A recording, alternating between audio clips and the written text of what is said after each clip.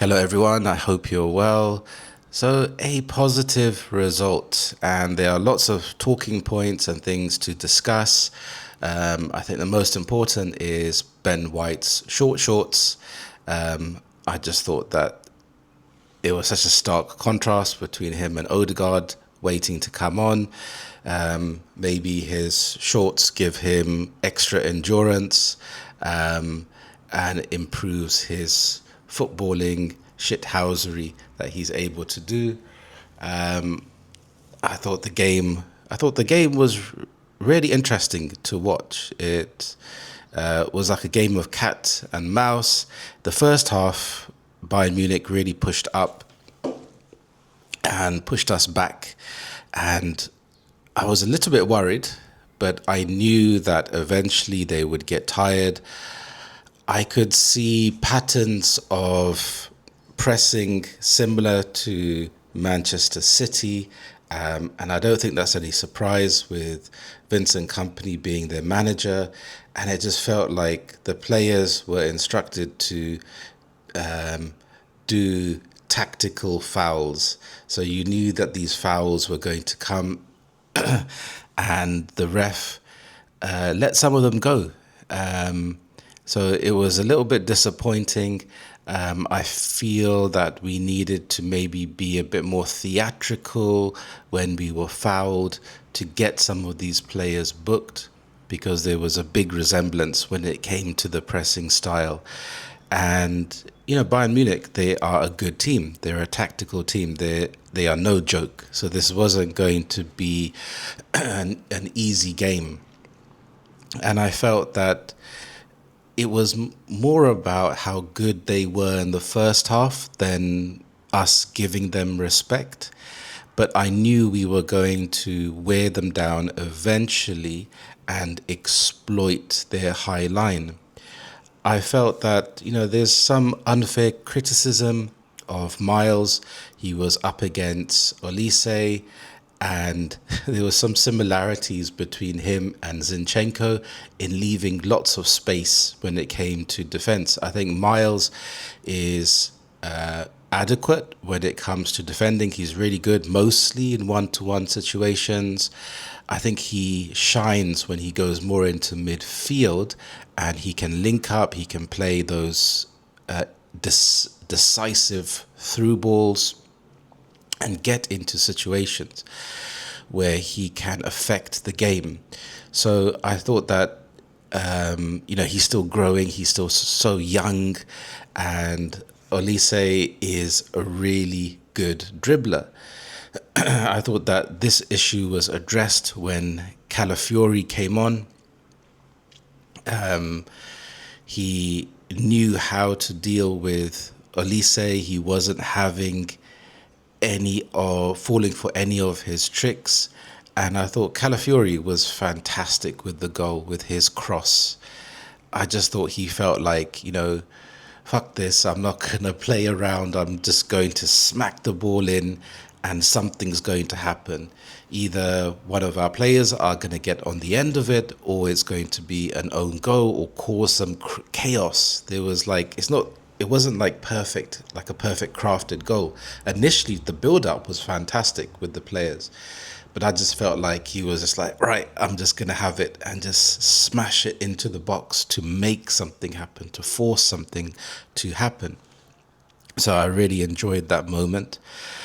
I thought in the first half, Timber's goal was brilliant as well from a set piece. Just keep it coming. I love it when we score from set pieces. It just pisses off everyone else it is quite easy. It's like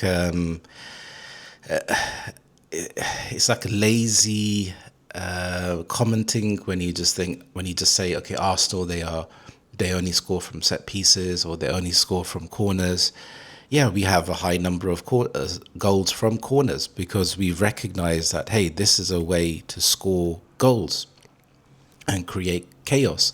Just look at what happened to Van Dijk in the Liverpool game. It was a sheer panic and terror that led to him conceding the penalty.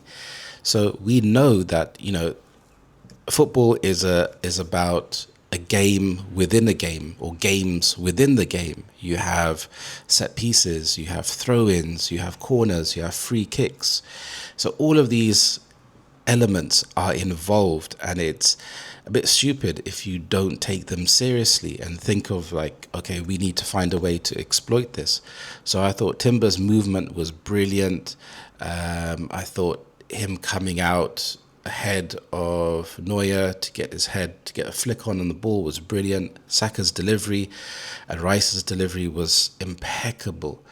Especially Saka, that ball is going to go into that area. And if we didn't have those players with the technical ability, we wouldn't be able to create these chances.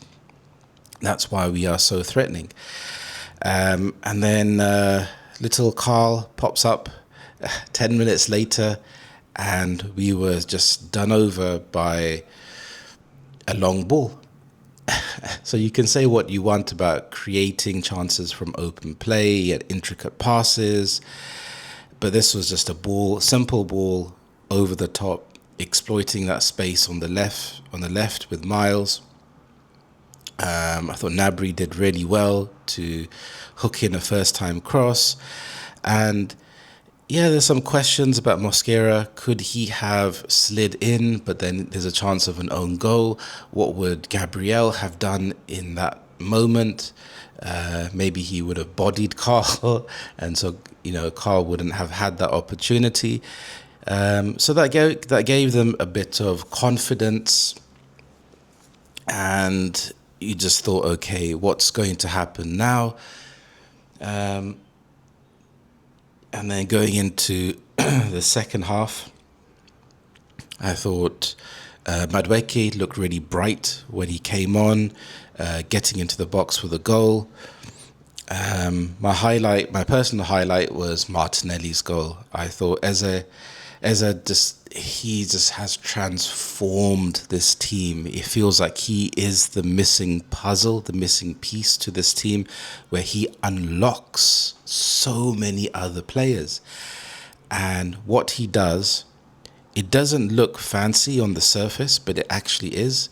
These passes that he creates, and it's not just the Hollywood passes, it's the simple 1-2s where rather than playing the ball on the ground, it will be a bit of a lifted pass over the defender's foot.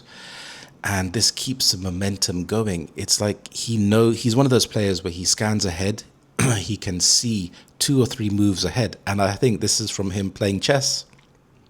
When you're playing chess, you're thinking a couple of moves ahead. And I think, I think that's helped him a lot.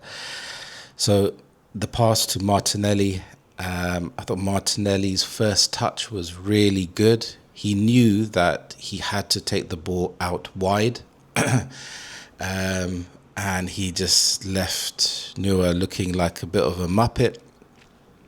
I think Neuer, if he had the chance, would have just taken him out, maybe. So it was really good to see us win. It was like a statement win. In a way, I half thought, okay, we don't need to really win this game. We need to focus on the Chelsea game.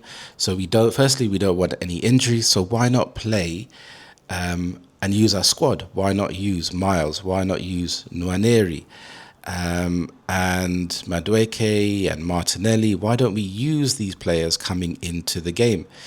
So, but then on the other hand, you want to keep that momentum, because if you lose, it's going to affect the morale.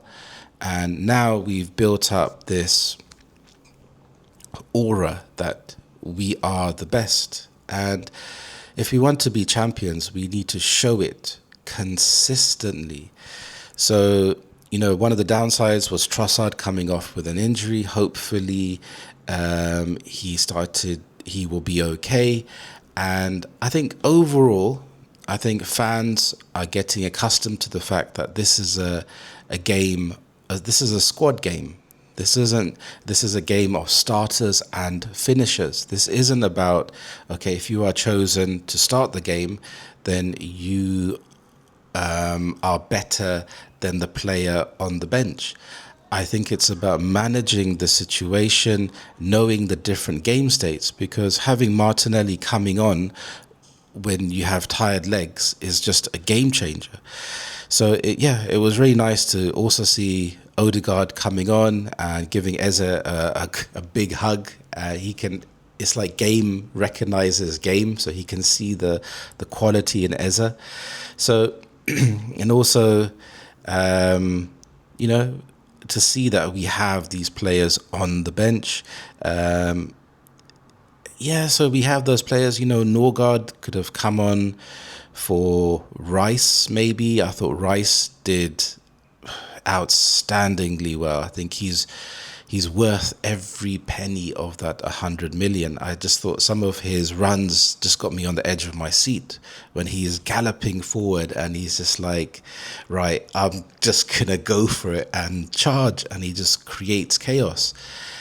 And it's just brilliant that we have multiple players that can do this. So it's about managing their workload. You know, we trust Arteta, we trust the coaching team to make sure that these players are ready and not going into the red zone too much. Bit of a shame to not see Nwaneri, you know, considering that Bayern Munich, they played a 17-year-old, and the 17-year-old, his facial hair, I was wondering how can he have so much facial hair for a 17-year-old, and he looks quite the player, especially in the first half. So if we're not going to play Nwaneri in these type of games, when are we going to play him?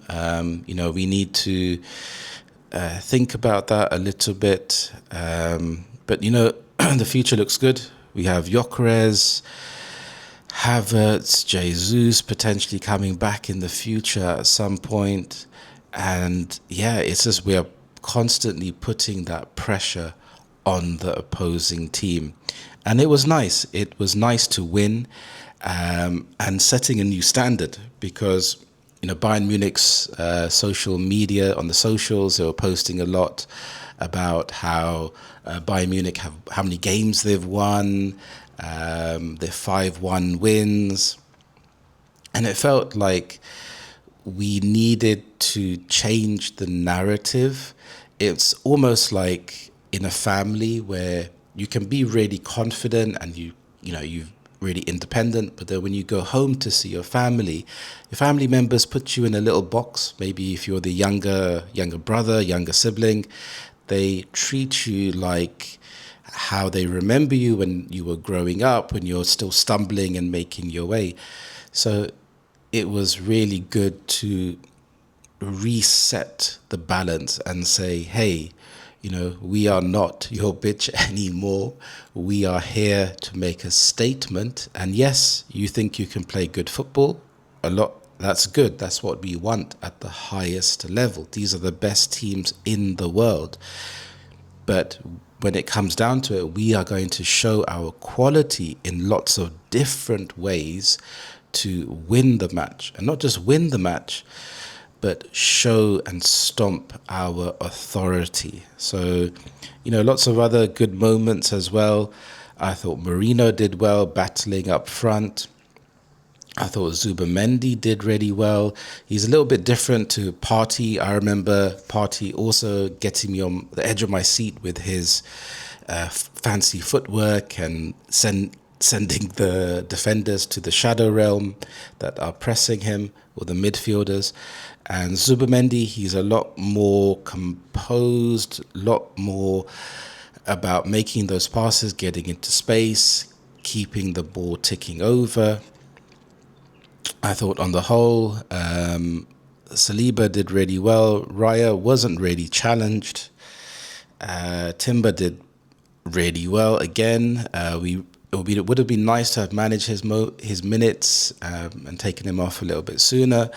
But, you know, onwards and upwards. And it's always nice to see Harry Kane on the floor and not making an impact. And the biggest threat was from Olise, but we did really well to contain that towards the end. So let me know, what did you think of the game? Thanks for watching and listening, and I'll see you in the next one. Cheers. Bye.